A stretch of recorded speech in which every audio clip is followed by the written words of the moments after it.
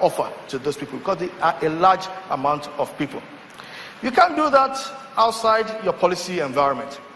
And your policy environment, the first thing you look at, what is the budget? The government is still an enabler. Where do they spend money? 2016 estimate, only 15% went on capital expenditure, and that is what we stimulate growth. That's what we reduce the cost of doing business. The 2017 budget estimate is for 30%. But more especially, government is also a very large borrower now, and is borrowing significantly from the domestic market, and it has an impact. When government is a large borrower in the domestic market, it crowds out what? The private sector. So if you're asking yourself, if government is a large borrower, where will the private sector, how will you get access to loans? And what it also does, so that people can continue financing government, it has kept interest rates what? A bit what? Higher than would have expected. So you are operating in an environment where government itself is a major player, and its activities has an impact on your ability to what? Compete.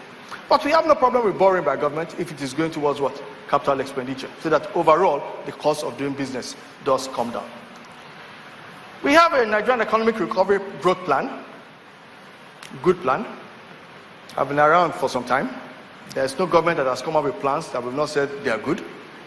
Our biggest challenge has always been about what? Implementation. Implementation. Sometimes I wish oil will stay below $30, even come to $5. Because what I find very interesting is under the era of low oil prices, things seem to be happening. And I made that point about your particular roadmap. How do you assess whether things are working? I think the introduction here said I'm chairman of a school. My school is about 240 kilometers north of Lagos in Osun State. So therefore I have to travel there quite often. I'm also from there, so I have to go home quite often. What is my signpost? I ask myself, how long does it take me to get from Lagos to my place? Historically, it was a 3-hour drive, 240 kilometers. So if you're averaging 80 to 100 kilometers per hour, it should be what? About 3 hours, I should be there. Up till last year, it became an average minimum of about 4 hours to any other thing, because we all spent the night on Lagos-Ibadan Expressway. Now, how do you operate in an environment where you cannot move around? How do you operate in an environment, even if I set up a factory, I cannot get to see my factory, I cannot get there? So what are my signposts? How long is it taking me to undertake this journey?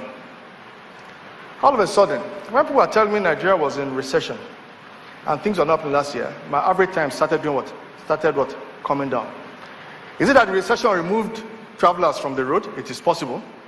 But all of a sudden, I saw the road being fixed. Lagos-Ibadan Expressway being fixed. Quietly. When I first told people, all of a sudden you can get to Ibadan in 1.5 hours, people still have goose pimples about the fact that no, going to Ibadan is about a 4 or 5 hour journey. But it has averagely done what? It has averagely what? Come down. What are the signposts on the road apart from that? The madness of what? Of Nigerians and their driving habits. You ask yourself, it's as if the bigger your car is, the more you have the right of way, irrespective of what the laws are like. So moving on the road in Nigeria also gives an idea of our legal environment, our attitude. It's also on that road that you also see the average Nigerian and the big man.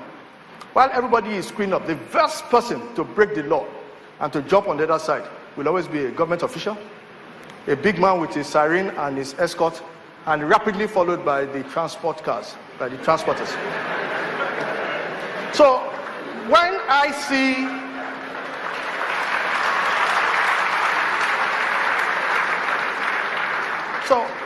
see a Nigerian Economic Recovery Growth Plan, I try and go on the road again and I'll say, these people saying these things, have they what changed? Because they've given us so many samples for us to see whether they are on the way.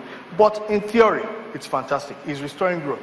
It's to build a competitive economy. Therefore, we must have diversification. We must invest in our people. Therefore, it's about education. We must have cheap food security. We can't be importing food at all times. We must invest in infrastructure. We must have an industrialization policy.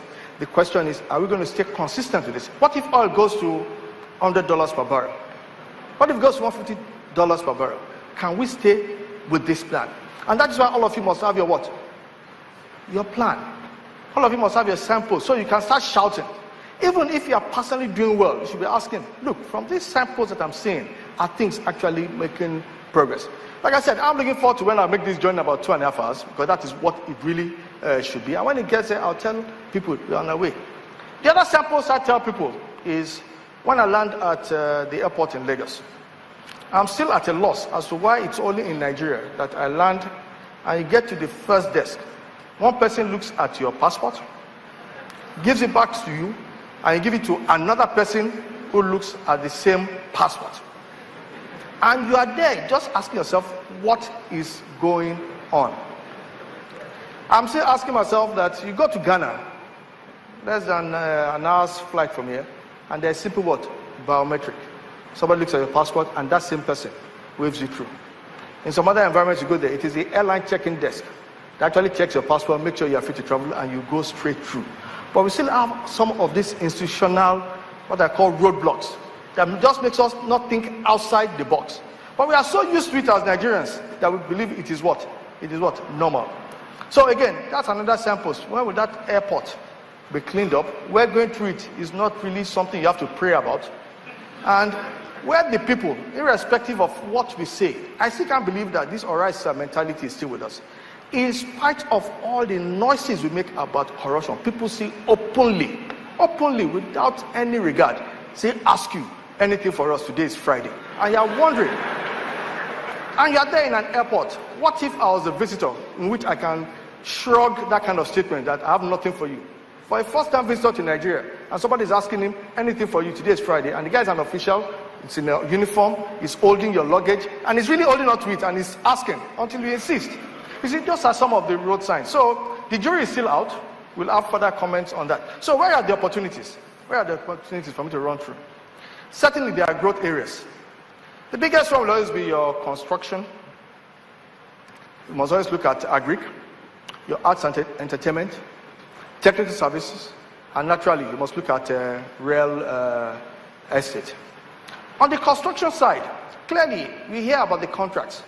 But the key thing I watch out for is to ask myself, are we sure Nigerians will take advantage of some of these opportunities in which government spending is making an impact? Some of the contracts that we are awarding, most of them appear to be what? Foreign entities. I sincerely hope, I'm not part and parcel of it, somebody's embedding in there. Are you sure Nigerian jobs are being created?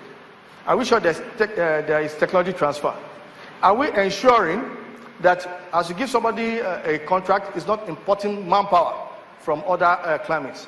Are we sure we are watching out for those kind of things? Well, that is what is particularly key in that. Then there must be linkages to the wider economy. On the agricultural side, you ask yourself, if agri is to be transformed, how do we ensure that the farmers have access to the title of their land? If you have no title, you cannot get on that ladder of empowerment. The opportunities are there. There's food shortage, high food bills. Again, you must ask yourself, what do you do about registration of title? Every state sees the need that they have to bill you for your title as a means of making money. So the question you have to ask yourself is, can you cut you that? Why don't you make almost free of charge to the farmer? Because what happens is that if a guy comes for title and he has title, guess what you have? You have statistics. You have the name, you have the owner, and all of a sudden, if he has title, and to that title are also conditions, how much he must pay every year's rent, you can do what? Taxation also turns up. The way I see it, when I look at farmland and access, nobody is disputing with the farmer ownership of the land. Nobody is disputing with him. So to him, he's been farming the land. And since somebody is disputing ownership with him, he cannot understand why he has to go to a state capital to go and pay a large sum of money for somebody to tell him what he knows. But we know that without that title, he cannot have access to the financial sector. Arts and entertainment is growing. It's one sector I tell people that, please, let them don't go and ask government.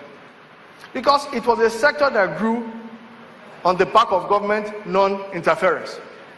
And I hope that industry does not get the Nigerian attitude that anything you now want to start running to Abuja. Abuja has left you alone. You've grown. You're the second largest employer in the land. Please don't go back to Abuja and be asking them for what? For something. It is very key. What you should be asking for is, how do we ensure, do you get it, that your talent, issue of patent laws are in place, issue of copyright laws are in place. That's what you should be fighting for. That intellectual property is respected.